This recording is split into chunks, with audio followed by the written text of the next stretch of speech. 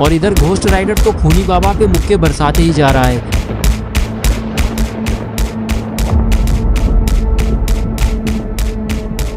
और धीरे धीरे उन मुक्कों से आग निकलने लगती है और खूनी बाबा के ऊपर आग लगने लगती है।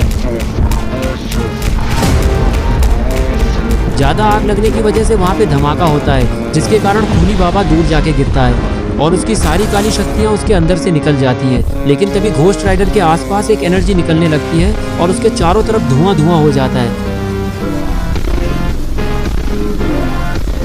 ये देखकर खूनी पिग बोलता है कि बाबा, ये घोस्ट राइडर क्या कर रहा है? इसने तो खूनी बाबा को मुक्के मार मार के ही जला डाला, लेकिन अब ये इसको हो क्या रहा है? मुझे तो कुछ समझ ही नहीं आ रहा।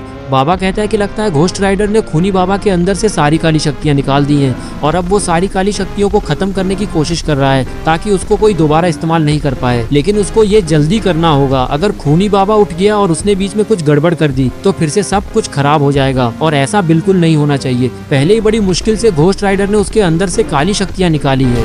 ये लोग बातें कर ही रहे थे कि तब तक घोस्ट राइडर के आसपास पर्पल कलर की आग निकलने लगती है और देखते ही देखते वो आग फैलने लगती है और थोड़ी देर में ही घोस्ट राइडर के अंदर वो सारी काली शक्तियाँ जाने लगती है और अब घोस्ट राइडर की आग का कलर अलग हो गया है और उसके चेन में बिजली दौड़ने लगी है।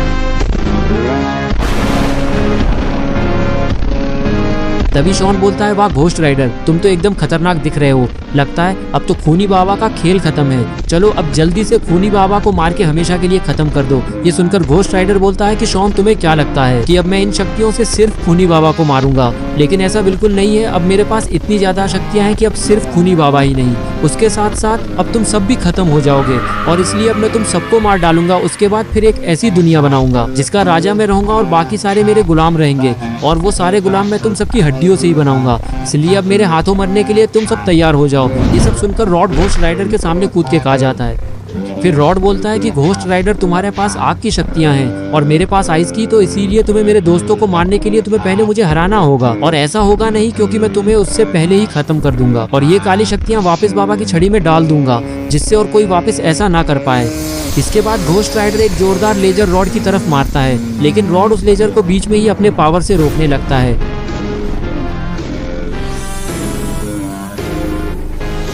लेकिन तभी घोस्ट राइडर अपने मुंह से आग भी मारने लगता है, जिसके कारण रॉड ये सब झेल नहीं पाता और दूर जाके गिरता है और बेहोश हो जाता है। ये देखकर घोस्ट राइडर जोर जोर से हंसने लगता है।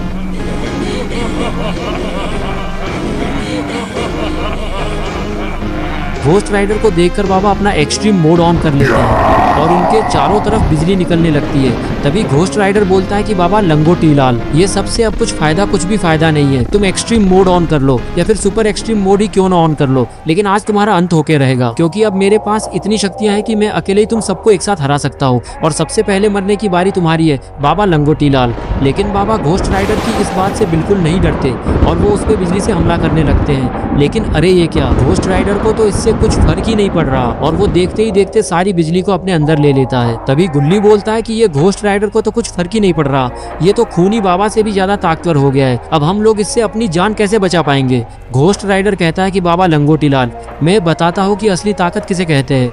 तैयार हो जाओ मेरा हमला झेलने के लिए। इतना बोल के घोस्ट राइडर अपने मुंह से बाबा पे आग मारने लगता है, लेकिन बाबा उस आग को अपनी छड़ी की मदद से रोकने लगते हैं। लेकिन पता नहीं कब तक बाबा इस हमले को रोक पाएंगे क्योंकि घोस्ट राइडर अब इविल घोस्ट राइडर बन चुका है और उसकी ताकत को रोकना इतना आसान भी नहीं है।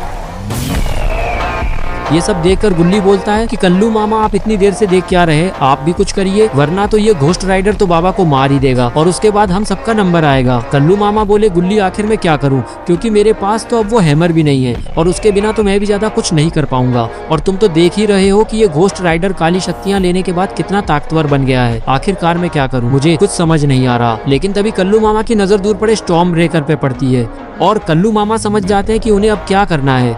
इसके बाद वो जल्दी से स्टॉर्म ब्रेकर को जाके उठा लेते हैं और घोस्ट राइडर की तरफ भाग के जाते हैं और उसके पैरों पे एक जोरदार वार करते हैं। लेकिन अरे ये क्या, घोस्ट राइडर को तो कुछ हुआ ही नहीं।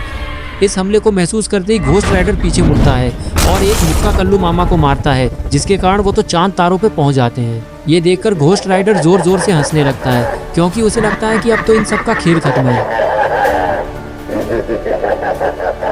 इसके बाद घोस्ट राइडर बोलता है कि तुम लोग कितनी भी कोशिश कर लो लेकिन तुम लोग मुझे नहीं हरा सकते, क्योंकि अब इस दुनिया पे सिर्फ एक ही नाम चलेगा और वो होगा घोस्ट राइडर का, और तुम सबको खत्म करके मैं सबको घोस्ट बना दूंगा। फिर तुम सब मेरी सेना का हिस्सा बनोगे और मेरी गुलामी करोगे, क्योंकि अब इस दुनिया का राजा मैं हूँ। और अब तुम सब जल्दी से मेरे सामने घुटने टेक कर अपनी हार मान लो और मेरी सेना में तुरंत शामिल हो जाओ। लेकिन तभी शॉन भाग के घोस्ट राइडर की तरफ जाने लगता है। क्या ये घोस्ट राइडर के सामने घुटने टेकने जा रहा है? इधर खूनी पिग भी कुछ सोच रहा है और फिर वो भी शॉन के साथ घोस्ट राइडर के पास जाके खड़ा हो जाता है। लेकिन अरे ये क्या, ये दोनों तो घोस्ट राइडर की नींद और चैन उड़ाने आए हैं, वो भी अपनी जहरीली पात सूंघा कर। ये दोनों कुछ कर पाते उससे पहले ही घोस्ट राइडर ने अपने मुंह से आग इन दोनों के ऊपर फेंक दी, जिसके कारण दोनों के पिछवाड़े में आग लग गई और दोनों बचने के लिए इधर उधर भागने लगे।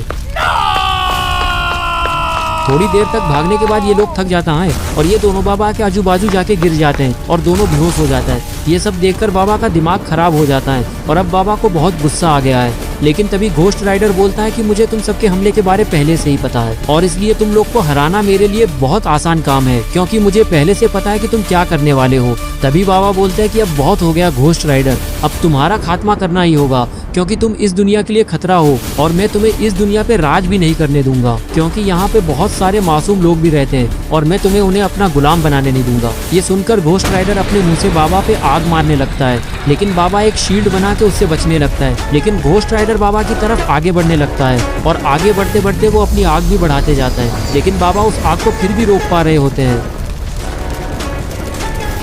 और ये देखकर घोस्ट राइडर का दिमाग खराब हो जाता है और वो काली शक्तियाँ भी साथ में इस्तेमाल करने लगता है, जिसके कारण वो शील्ड टूट जाती है और उस आग के कारण बाबा बेहोश हो जाता है। और फिर घोस्ट राइडर ये देखकर जोर जोर से हंसने लगता है। थोड़ी देर हंसने के बाद वो बोलता है कि देख लिया मुझसे पंगा लेने का नतीजा, चलो अब मरने के लिए तैयार हो जाओ। तुम्हें मारने के बाद मैं उस खूनी बाबा को भी मार दूंगा, फिर मुझे कोई रोक नहीं पाएगा और यहाँ मेरा राज होगा। लेकिन तभी खूनी बाबा को होश आने लगता है और खूनी बाबा उठकर खड़ा हो जाता है। खूनी जैसे ही खड़ा होता है वैसे ही उसका ये सब देखकर सर फटने लगता है और फिर वो समझ जाता है कि उसको बाबा की मदद करनी होगी, क्योंकि उसको भी पता है कि वो अकेले घोस्ट राइडर से काली शक्तियाँ वापस नहीं ले पाएगा। इसलिए वो घोस्ट राइडर पे लेजर से हमला करने लगता है और घोस्ट राइडर कुछ कर पाता तब तक उसको वो लेजर जाके लग जाती है और घोस्ट राइडर तड़पने लगता है।